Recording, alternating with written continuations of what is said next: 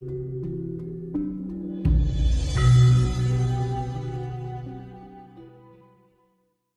lagi jatuh itu agar tidak oleng, tidak stres tentunya kan ya.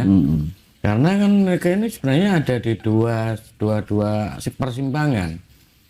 Kalau dia toh nanti itu dengan sedikit kesadaran, nanti mungkin dia akan belajar spiritual seperti yang Mas Linus barusan katakan. Tapi kalau yang satunya, jalan satunya diambil, nah itu sudah wassalam, mungkin dia akan makin tambah terpuruk dan menderita. Iya. Nah, step-step untuk mungkin belajar mengenalkan diri, membuat apa ya, keserahan pada diri kita itu mulainya diawali dari mana gitu langkahnya. Monggo Mas. Iya, makasih Pak Dodi. Jadi gini, memang awalnya itu orang akan sangat terpukul ya dengan keadaan itu, ya kan? Iya betul. Otomatis kalau orang itu tanggap, sebenarnya itu alam sedang menggembleng sebuah mental.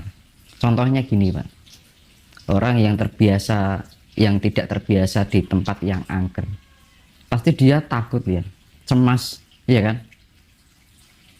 Nanti ada pemikiran gek ngini, gek ngono, jangan-jangan begini, jangan-jangan begitu. Nah itu suatu keadaan yang menghantui, ya kan? Nah akhirnya apa? Kebalikan dari menghantui itu kan damai. Nah makanya dari arti kata hantu itu kan kalau dibalik Tuhan. Nah sedangkan Tuhan itu kan memiliki sifat damai. Nah dari kehantuan itulah muncul sebuah konflik, iya kan? Nah, kebalikan damai itu kan konflik. Ada sesuatu yang nggak beres di situ. Ada suatu keganjalan di dalam diri kita. Kenapa? Nah, memang awal pertamanya itu sangat memukul, tetapi lambat laun itu akan terbiasa, ya kan? Karena mengenolkan itu akhirnya menuju pada sesuatu yang namanya damai. Lah, akhirnya membiasakan sesuatu yang tidak dibiasakan akhirnya menjadi kebiasaan yang disebut damai. Orang tidak biasa hidup damai di dalam sebuah kesederhanaan apa adanya, ya kan? Akhirnya mau nggak mau dia membiasakan, dibiasakan, dan akhirnya terbiasa, dan setelah terbiasa akhirnya menjadi kebiasaan. Nah kalau sudah menjadi kebiasaan damai, itulah menjadi pondasi seseorang sebenarnya. Ketika Kebiasaan melahirkan karakter nanti kan ya. iya, ya ini akan mengarah suatu hal yang positif, mengarah pada sesuatu yang sifatnya membangun. Nah dari situlah fungsi dari spiritual itu. Jadi damai itu bukan sekedar tujuan, tapi juga cara hidup, cara menjalani kehidupan ini. Belajar menjadi damai dengan cara damai, untuk mencapai damai. Karena damai itu adalah sifat Tuhan. Maka kebalikan Tuhan itu hantu, ya kan? Orang kalau kebalikan damai kan dihantui, ya kan? Ya kan? Ya. Dihantui kan bermacam. Amarah itu dihantui oleh emosi kita sendiri. Nafsu keinginan yang liar itu dihantui oleh keinginan kita sendiri. Kayak dikejar-kejar itu, ya kan? Tapi kalau dibalik Tuhan itu sifatnya damai. Maka dimanapun, di situ ada di surga, disitulah tempat di mana Tuhan singgah, ya kan? Dan dari situlah tempat yang disebut kedamaian. Maka damai itu kekal. Tapi ini damai yang sejati loh, bukan yang orang pura-pura damai loh. Kan gitu, bukan kedamaian yang sifatnya sesaat, tapi kedamaian yang benar-benar sudah menyatu, sudah menjadi kebiasaan itu tadi. Makanya damai itu harus, caranya itu ya harus dibiasakan hingga terbiasa sampai menjadi kebiasaan. Kalau sudah menjadi kebiasaan itu kan membentuk sebuah karakter. Nah sebenarnya tujuannya sama. Dari sekian si A si B sampai berapa ribu orang, ditujukan ke arah situ aja. Pada akhirnya ditujukan pada Tuhan. Lah dari ketika orang menemukan Tuhan dengan jalan damai itu, seseorang akan menemukan dirinya yang sejati. Orang akan menemukan identitasnya dia sebagai manifestasi dari Sang Pencipta. Karena selama ini jati diri manusia itu terpenjara. Terpenjara oleh apa? Nafsu dan emosi. Maka dari itu lingga yoni itu dipakai leluhur, dihormati, karena itu sangat perlu diperhatikan. Sepele ya, arti sebuah simbol lingga yoni, dan ternyata ketika kita terjemahkan, kita terangkan, nah arahnya banyak, artinya, maknanya, dan itu menjadi sesuatu yang sangat penting untuk menjadi untuk mencapai pada tujuan yang namanya damai. Lah, damai itu apa? Sifat Tuhan. Ketika kita membawakan sifat yang dimiliki Tuhan, disitulah identitas diri kita sebagai manifestasi Tuhan. Nah, memang kedamaian itu tidak mudah ya bagi banyak orang memang. Meskipun duitnya banyak, itu juga belum tentu dia mengalami kedamaian. Saya teringat suatu kasus dulu, sudah lama, dalam satu keluarga itu seorang bapak itu meracuni anak-anaknya, dan terakhir dia bunuh diri minum racun untuk diri sendiri. Dia meninggalkan syarik kertas itu bahwa karena kesulitan ekonomi dia takut anak-anaknya nanti tidak makan. Nah, ketakutan yang mungkin muncul dari pikiran si orang tua tersebut itu sungguh-sungguh sangat ekstrim dampaknya kalau tidak bisa memanage, mengontrol untuk mungkin menuju ke kedamaian yang Mas Dinas barusan menceritakan itu. Nah, sebenarnya pikiran itu seperti pisau, bisa bermanfaat, bisa juga untuk membunuh juga. Iya. Jadi positif atau negatif itu tergantung manusianya. Nah, dengan landasan spiritual, kira-kira keterkaitan antara orang yang belajar spiritual nanti dengan bagaimana nanti itu dalam kehidupan sehari-hari ketika ada masalah besar, pikiran itu tidak kalut, paling tidak dia tenang ketika menghadapi masalah. Terus bagaimana dia bisa menemukan suatu keputusan atau langkah yang harus dipilih. Mungkin Mas Dinus bisa menjelaskan nanti gimana sepertinya proses kehidupan ketika orang yang lagi terpuruk itu kalau dikaitkan dengan basic spiritual gitu. Ini emang arahnya yang keterkaitan dengan pikiran. Iya. Monggo Mas. Iya pasti Pak. Jadi gini, memang untuk menjalani spiritual kan nggak bisa instan ya Pak, harus ada step by step. Dan itu gini, itu pun orang itu untuk mencapai ini harus mengalami fase kelahiran atau kematian dan kelahiran. Jadi pendewasaan seseorang itu sebenarnya tidak menutup kemungkinan bahwa orang itu mencapai siklus yang namanya reinkarnasi. Beda dengan inkarnasi loh. Rein itu pengulangan, yaitu kematian dan kelahiran. Jadi orang yang sudah mencapai spiritual tinggi itu berarti jiwanya sudah lampau banget. Karena gini, contohnya ya Pak ya, karena setiap itu kan kematangan spiritualitas kan berkaitan dengan pengendalian gitu, terus wawasan, pengalaman, pola pandangnya, pola pikirnya, ya kan, itu kan tidak ditentukan usia. Bahkan anak muda yang masih baru umur 20-an misalkan, ya kan, terus sedangkan ini ada orang tua dan ternyata pola pikirnya kok ini masih kanak-kanak ya banyak yang itu, muda malah jauh lebih jangkauannya wawasannya itu lebih jauh dewasa lebih matang ya. daripada orang tua. Nah itu menandakan bahwa itu perkembangan spiritual itu tidak hanya di pengalaman spiritual, pengalaman hidup. Untuk dengan proses spiritual ini kan tidak hanya di kehidupan sekarang, justru pengalaman yang kita tidak dapat di dalam kehidupan sekarang itu sangat sedikit. Sekarang gini, orang mengalami kematian, lahir kembali, mengalami kematian, kelahiran, dan continue terus, ya kan? Dia akan mengalami pendewasaan secara jiwa, secara innernya. Nah, makanya kan banyak anak muda kok pola pandangnya, cara pola pikirnya, wawasannya kok jauh lebih jauh. Kadang-kadang orang tua diajak ngomong anak muda nggak ngerti. Apalagi sesuatu yang berkaitan dengan lampau, dia malah lebih paham.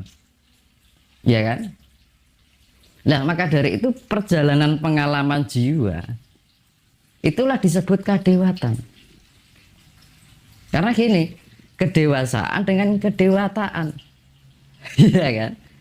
Karena itu berkaitan dengan kedewataan. Jadi perjalanan spiritualitas ini ditempuh dari berbagai pengalaman kehidupan berganti wadah yang namanya reinkarnasi. Jadi pengalaman yang sekarang ini sangat sedikit dari berapa persen dari perjalanan itu. Tetapi jiwa yang baru itu kan baru mengalami fase. Itu sangat berat. Nah, tapi bagi yang sudah melampaui berapa siklus reinkarnasi itu, ya memang akan dibentur. Tapi dia untuk mengatasinya itu lebih cepat. Peningkatannya akan lebih cepat daripada kelihatannya fisiknya tua, tapi jiwanya masih belum lampau, ibaratnya gitu. Makanya kan di dalam kehidupan sekarang ini kan untuk memahami tentang perjalanan jiwa yang melalui siklus reinkarnasi itu kan mungkin kurang ya. Orang setahunya kehidupan sekarang dan kita hanya menembus karma, ibaratnya gitu. Bahwa semua perjalanan ini perjalanan jiwa dari wadah ke wadah ini untuk mencapai yang namanya kesempurnaan. Ilmu sangkan paraning dumadi, dari sumber akan kembali ke sumbernya. Dan itu harus, jadi kita hidup jegrek kembali ke sana nggak bisa. Harus melalui siklus reinkarnasi itu untuk mencapai yang namanya kedewataan. Karena kedewataan atau perpanjangan panjangnya pengalaman hidup secara jiwa itu akan mengalami peremajaan. Beda dengan fisik. Fisik semakin tua, semakin kusut, ya kan? Keriput. Tapi kalau jiwa semakin tua atau semakin panjang perjalanannya, dia akan semakin memudahkan. Makanya cenderung orang yang jiwanya lampau itu perjalanannya spiritualnya sudah panjang, secara fisiknya dia awet muda. Karena apa? Fisiknya terkendali oleh jiwanya. Beda dengan orang yang jiwanya terkendali oleh fisiknya. Umur 40 ya kelihatan tua, 50 tambah kelihatan tua. Karena apa? Jiwa ini terdominasi oleh sifat yang dimiliki oleh tubuh. Tetapi sebaliknya, ketika orang yang secara fisiknya didominasi oleh jiwanya, otomatis dia akan mencapai yang namanya awet muda. Terlihat lebih muda, auranya bersinar, ya kan? Maka dari itu kan ini ya spiritual itu juga bisa untuk peremajaan secara fisik, juga secara jiwa. Peremajaan itu artinya kan kembali ke nol lagi. Dari ibaratnya perjalanan ini awal itu kan 0, 1, 2, 3, 4, 5, 6, 7, 8, 9, 8, 7, 6, 5, 4, 3, 2, 1 balik ke 0 lagi. Akhirnya kembali ke 0, ke muda lagi. Itu yang disebut sangkaran paraning dumadi.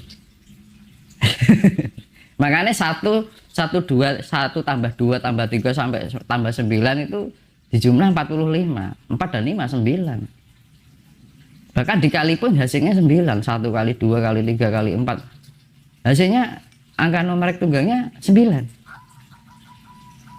9 itu menuju suatu yang namanya kejayaan, kemuliaan, keluhuran.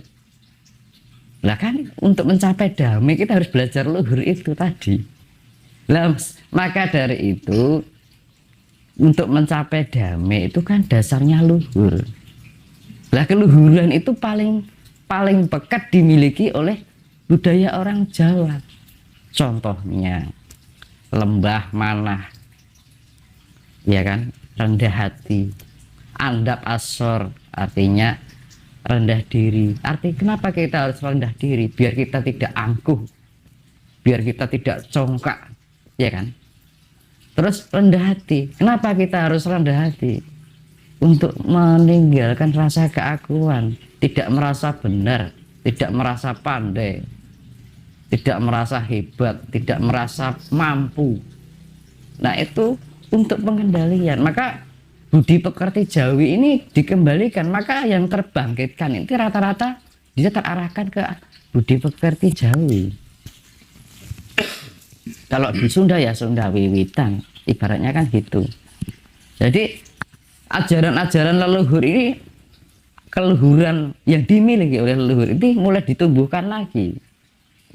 Andap asor, lembah mana, tepo saliro, artinya kita bisa memahami rasane wong liya kanggo ngukur rasane dhewe. Empati. Ya. Nah, itu. Terus mawas diri, artinya kita harus mawas. Artinya mawas itu hati-hati dengan diri kita sendiri. Bahwa diri kita itu mempunyai sifat hewani. Yaitu sifat emosi, sifat nafsu. Ya kan? Mutmainah, supiyah, aluamah, amarah. Nah, ini 4 sifat yang dimiliki tubuh, dan ini kita harus kendalikan dengan jalan spiritual. Nah, makanya dimana terus kemudian ketika kita sudah bisa mawas diri, tepo saliro, bisa rendah hati, andap asor, akhirnya kita iso yang namanya mulat sariro. Mulat sariro kita melihat diri kita. Artinya ketika kita bisa melakukan budi pekerti luhur itu, kita akan bisa melihat, oh ternyata aku begini, oh kekuranganku di sini, oh kelebihanku di sini. Nah aku kalau punya kelebihan begini harus aku apakan. Nah ini kan sebuah PR. Tapi kadang-kadang orang, wah aku tuh orangnya begini kok, aku sifatnya gini. Nah itu yang berbicara adalah ego. Dia tidak mau memperbaiki, melakukan perbaikan, penyempurnaan. Makanya diperlukan jiwa ini berinkarnasi agar mencapai yang namanya kadewatan. Iya kan? Untuk mencapai kebijaksanaan, kemuliaan dan keluhuran. Oke, mungkin dalam konteks karier atau bisnis ya. Yeah. Kira-kira bagaimana spiritualitas itu bisa menjadi kekuatan mendorong? Seberapa ampunya kekuatan spiritual? Untuk bisnis. Seberapa hebatnya dalam mungkin nanti mendongkrak urusan bisnis dan karir gitu. Oh gitu. Jadi gini Pak, otomatis orang yang meningkatkan spiritualnya itu kan meningkatkan kesadaran, kemampuan kesadarannya. Dari kemampuan kesadaran ini bisa meningkatkan daya intelektualitas. Lah, otomatis orang yang mempunyai daya intelektualitas itu dia mempunyai kecerdasan untuk melakukan sebuah yang namanya ide, gagasan, pola pandang, wawasan, ya kan? Otomatis orang kalau menambah wawasannya, menambah kecerdasannya, dia penuh dengan ide. Idenya cemerlang. Dia akan mengurangi kemungkinan-kemungkinan yang namanya kerugian. Karena apa? Ada peningkatan yang namanya daya analisa. Analisanya lebih kuat. Tapi kalau orang nggak memiliki kecerdasan kan asal. Berarti dia lebih peka, Nggak lebih menangkap mungkin oh ini pasar ini maunya kayak apa, ekonomi kayak apa, berarti dia lebih peka kan. Iya, kayak kita main catur aja. Semakin kita mengasah spiritual kita, semakin meningkatkan kecerdasan intelektual. Otomatis kecerdasan intelektual dia akan memperluas pola pikir, memperluas wawasan. Dari situlah dia akan juga meningkatkan daya analistiknya. Otomatis orang itu, dan kemudian ada lagi yang namanya spiritualitas dari kecerdasan intelektual ini kan cipta. Artinya cipta kan sesuatu yang tidak ada menjadi ada. Nah, dari spirit ini kan terbangun ini, bangkit, ya kan? Secara jiwa, spiritnya itu, otomatis orang kan menemukan titik damai. Orang damai kan tidak pernah ragu, dia yakin, dia menyimpan keyakinan, tidak menyimpan keraguan, dia menyimpan keberanian, tidak menyimpan ketakutan. Lah dari keberanian, keyakinan inilah akan tercipta. Ketika orang menyimpan keraguan, yang terjadi keraguan. Ketika orang yang menyimpan keyakinan, yang terjadi ya keyakinan, terwujud. Sabdo Pandito Ratu ibaratnya gitu. Sabdo Cipto Dadi. Apa yang tercipta jadi, terjadilah. Karena sudah manunggal dengan Maha Cipta. Ini kan Maha Cipta ini. Makanya manusia itu mempunyai Maha Cipta yang ada di sini. Apapun bisa dibuat oleh manusia. Apa yang nggak dilihat ya gitu. Jadi itu sangat-sangat memungkinkan sekali, tidak sekedar mungkin, sangat bisa dengan jalan spiritualitas untuk mencapai itu. Justru menjadi dasar. Otomatis kan daya intelektual itu kan akan meningkat itu. Orang kalau sudah mempunyai intelektual tinggi, idenya itu luar biasa, perencanaannya luar biasa, manajemennya luar biasa, penataannya juga luar biasa, analistiknya juga luar biasa. Itu otomatis. Makanya kan untuk mencapai itu kan tidak mudah. Iya. Gitu. Terkait tadi apa itu yang Mas Dinus barusan bicarakan tentang kekuatan cipta ya, kekuatan untuk meng-create sesuatu. Itu kan bisa terjadi sesuatu hal yang mungkin nanti imbasnya sangat-sangat negatif sekali, dampaknya sangat buruk mungkin kepada masyarakat. Seperti contohnya itu ada penyesalan salah satu penemu itu loh, bom nuklir. Saya lupa namanya, kalau tidak salah siapa itu, Oppenheimer apa siapa itu. Beliau itu orang pinter, cerdas, bisa menemukan nuklir, bisa mengelola nuklir, sehingga menjadi sebuah senjata yang sangat-sangat mematikan. Akhirnya di kemudian hari kan dia sepertinya menyesal karena kepintarannya itu melahirkan suatu penderitaan ini, senjata yang mematikan. Saya ingin menggali tentang cipta, kekuatan cipta. Terus bagaimana kita nanti menentukan langkah kita agar cipta yang kita hasilkan, produk yang kita hasilkan itu mungkin arahnya ke positif, tidak sampai nanti menimbulkan suatu hal yang negatif. Itu kan perlu mungkin kebijaksanaan dari si pelakunya tersebut. Nah mungkin saya ingin menggali dari situ, gimana menurut penjelasan Mas Dimas? Iya Pak. Jadi gini, manusia kan mempunyai dominan otak kanan dan otak kiri, ya kan Pak? Kalau otak kanan itu cenderung pada suatu hal yang spiritual, ya kan? Di sini condong ke segala sesuatunya yang tampak atau intelektual. Ini logis, imajinasi, ini fakta. Nah, karena orang luar negeri itu dominan ke sini. Otak kiri. Orang Jawa atau Asia. Rata-rata gini Pak, jadi sebenarnya ini mempengaruhi letak garis khatulistiwa ini bagikan otak. Benar. Rata-rata ya, orang garis khatulistiwa bagian selatan dari garis khatulistiwa ini condong mayoritas otak kanan. Mayoritas loh. Dan khatulistiwa bagian belahan kiri itu juga condong mayoritas otak kiri. Makanya jadi kan Amerika Meksiko atau Amerika beda Pak, gitu. Afrika dengan apa namanya sisi sana sini bahasa fakta faktual gitu kan.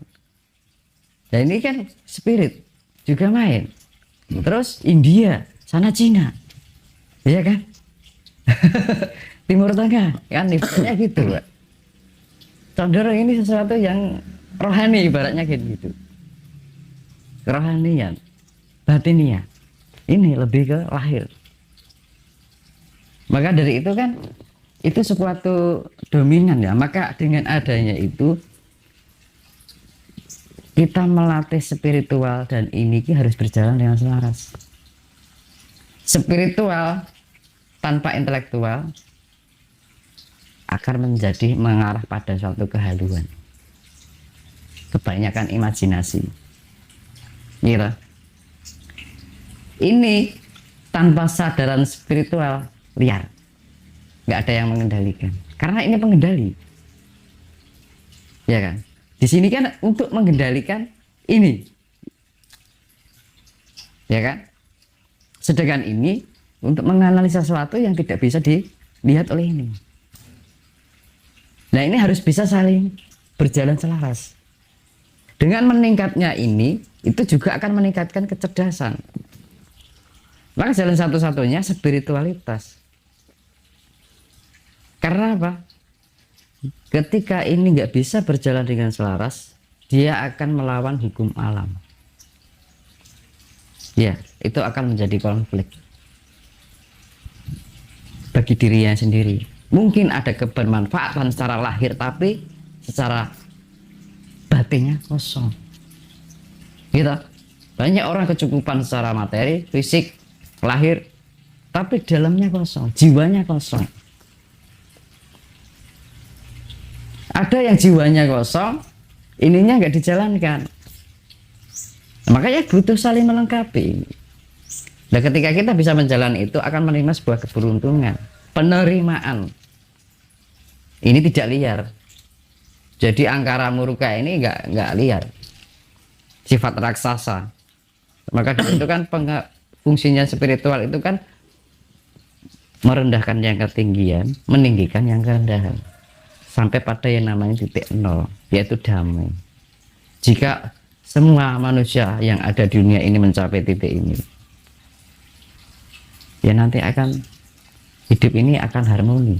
Kehidupan ini nggak ada orang yang tersakiti, nggak ada orang yang terugikan. Sekarang gini, sekarang kita mencari keberuntungan secara materi, kita nggak tahu di balik keberuntungan kita memberikan dampak pada kerugian orang lain. Nah ini kan perlu kesadaran ini. Oh, nanti kalau saya begini, nanti yang lain bagaimana? Nah itu kan namanya kesadaran. Oh janganlah. Nah mengontrol pengendalian itu tadi. Makanya orang condong ke kiri, sedangkan ini nggak dipikirkan. Yang penting beruntung, yang penting enak. Dan sedangkan di sini kan kasihan. Nah, maka dari itu alam yang akan melakukan dengan terjadinya fenomena-fenomena alam. Misalkan COVID, akhirnya orang akhirnya berpikir spiritual, akhirnya terbangun, mulai terpikirkan, dan ternyata semua akan digiring gitu. Dan tidak lama nanti alam pun juga akan melakukan yang namanya cokro panggilingan. Jadi penggilingan secara massal besar-besaran. Cokro itu kan roda yang berputar, panggilingan itu kan melebur segala sesuatu yang tidak selaras dengan hukum alam atau hukum Tuhan. Tetapi bagi orang yang mencapai titik kedamaian itu, dia akan terpilih menjadi orang yang terpilih, menjadi orang yang dipercaya oleh alam untuk melanjutkan memelihara bumi ini. Tetapi bagi orang yang tidak bisa mencapai pada titik kedamaian itu, ya dibersihkan sama alam karena sudah tidak dipercaya untuk bisa menjaga bumi. Karena ini berkaitan, karena ya sekarang gejolak-gejolak alam sudah mulai terjadi karena alam ini sedang melakukan namanya penyembuhan. Dan itu kita harus paham. Maka ada istilah meneng ing gunem, tanggap ing sasmito. Nah, kita kan di dalam kediaman kita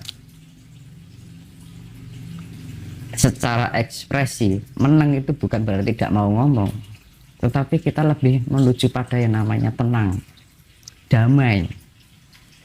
Dari situ kita akan menerima petunjuk-petunjuk dari Tuhan atau alam. Nah, itu nanti akan menjadi tuntunan buat kita menjadi orang yang merdeka lahir batin. Jadi mencapai kamardikan itu tidak hanya lahir aja, juga tidak batin aja, tapi kamardikan yang lahir lan batin.